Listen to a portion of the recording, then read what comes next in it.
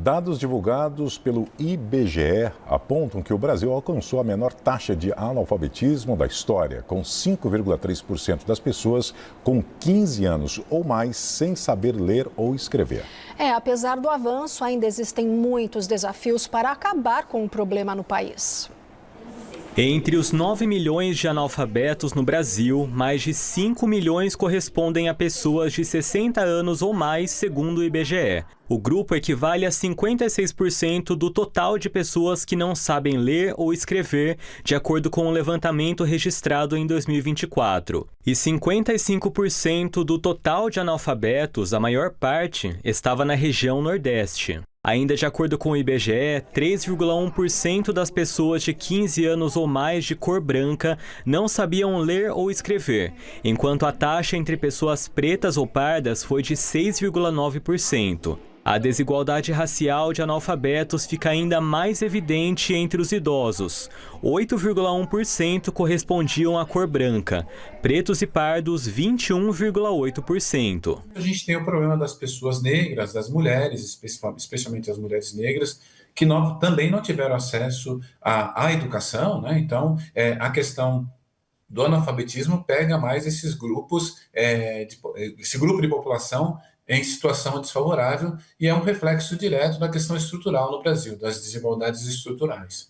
O levantamento também apontou queda no grupo de pessoas que nem estudam nem trabalham. A quantidade de jovens de 15 a 29 anos nesse perfil caiu de 19,8% para 18,5%. A gente percebe que uma grande parcela, por exemplo, no caso das meninas, não estão inseridos por conta da gravidez. Então, em função da gravidez, a gravidez fez com que esses jovens deixassem de estudar e não estivessem ocupados.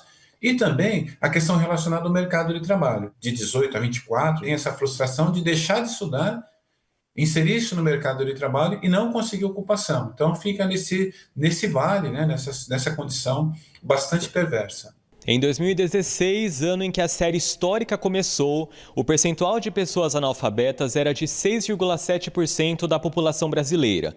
Em 2023, caiu para 5,4% e passou para 5,3% em 2024. Apesar da diminuição, o Plano Nacional de Educação do Ministério da Educação estabelecia a erradicação do analfabetismo até 2024, o que não aconteceu. Em meio aos esforços para superar o problema, o trabalho realizado em instituições como este Centro Integrado de Educação de Jovens e Adultos em Perus, na periferia da Zona Norte da capital paulista, se torna cada vez mais importante. A gente precisa acolher primeiro.